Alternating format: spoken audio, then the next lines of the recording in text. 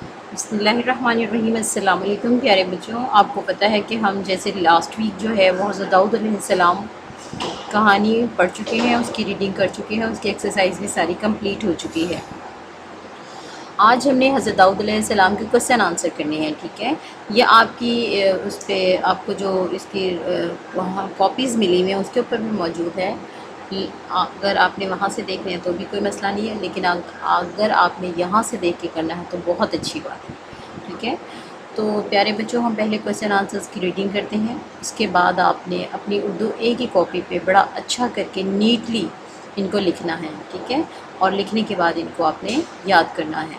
جی، تو 1 سے 2 دفعہ آپ نے میرے ساتھ اس کی ریڈنگ کرنی ہے، پڑھنا ہے، اور اس کے بعد آپ نے اس کو یاد کرنا ہے بہت اچھی طرح، اور یاد کرنے کے بعد آپ نے اس کو لکھنا ہے، اور لکھنے کے بعد پھر سے یاد کرنا ہے، ٹھیک ہے؟ کیونکہ اسکول اوپن ہونے والے ہیں اور آپ کو یاد ہونے چاہیے، تاکہ میں جب آپ سے سنوں تو آپ کو بہت اچھی طرح سے لیسن آتا ہوں۔ امید ہے کہ آپ میری باتوں پہ عمل کریں گے۔ تو پہلا سوال ہے، بادشاہ اور ان کے بیٹے کا کیا نام تھا؟ ٹھیک ہے، پھر سے سوال رپیٹ کرتی ہوں، بادشاہ اور ان کے بیٹے کا کیا نام تھا؟ جواب ہے، بادشاہ کا نام حضرت داؤد علیہ السلام اور ان کے بیٹے کا نام تھا حضرت سلیمان علیہ السلام۔ دونوں ہی نبی تھے۔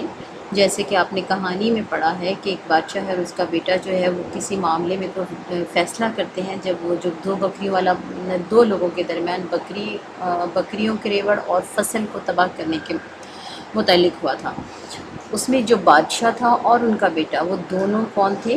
وہ تھے حضرت داؤد علیہ السلام۔ بادشاہ کا نام حضرت داؤد علیہ السلام اور ان کے بیٹے کا نام حضرت سلیمان علیہ السلام تھا، ٹھیک ہے؟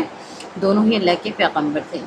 دوسرا سوال ہے، کھیت والے نے بادشاہ کو جو حال سنایا وہ اپنے الفاظ میں لکھیے۔ آپ کو پتہ ہے کہ کھیت والے کا کیا میٹر ہوا تھا، آپ نے ریڈنگ میں میرے ساتھ بہت اچھی طرح سے پڑھا تھا۔ آپ پلیز اس کو ریمائنڈ کریں اور اس کے اکارڈنگ آپ نے جواب دینا ہے، ٹھیک ہے؟ تو جواب ہے اس کا، میرے کھیت کی فصل تیار تھی، اس کی بکریوں کا ریوڑ میرے گھر میں گھس گیا، میری ساری فصل چٹ کر دی۔ سوری، یہاں پہ گھر نہیں آئے گا۔ اس کی بکریوں کا ریوڑ میرے کھیت میں گھس گیا، میری ساری فصل چٹ کر دی، یعنی کہ ختم کر دی۔ میں نے روکنے کی بہت کوشش کی مگر نہ روک سکا، میں برباد ہو گیا۔ یہ کھیت والے کے الفاظ ہیں بچوں، جو اس نے بادشاہ کے سامنے کہے تھے۔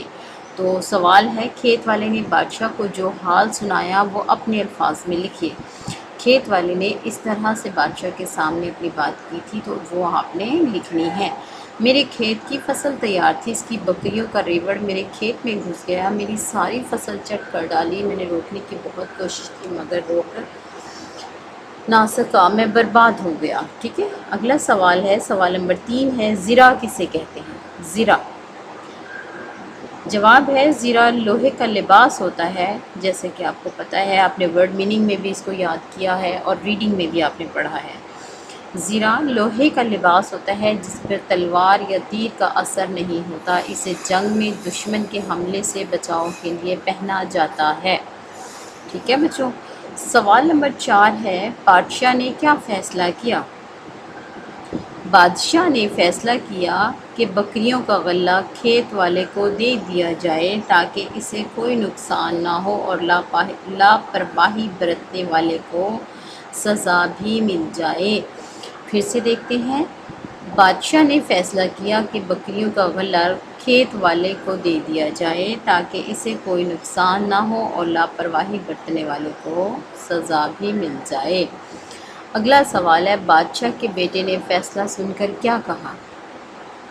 بادشاہ کے بیٹے نے کہا، بابا جان، آپ نے بڑا اچھا فیصلہ کیا، مگر یوں بھی تو ہو سکتا ہے کہ بکریوں کا غلہ کھیت والے کو دے دیا جائے اور غلے والے سے کہا جائے کہ وہ بھی کھیت میں کام کرے تاکہ فصل تیار ہونے پر اس کا غلہ اسے واپس مل جائے، اس طرح دونوں کا نقصان نہ ہوگا۔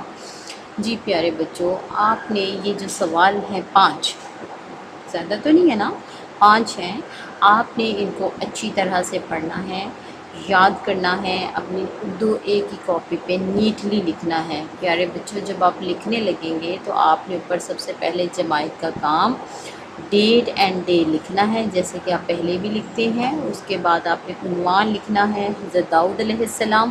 اس کے بعد اپنے سوالوں کے جواب دیں جیسے یہ لکھا ہوا ہے. پھر آپ نے سوال جو ہے وہ بلیک پوائنٹر سے لکھنا ہے اور جواب آپ نے بلو پین سے لکھنا ہے.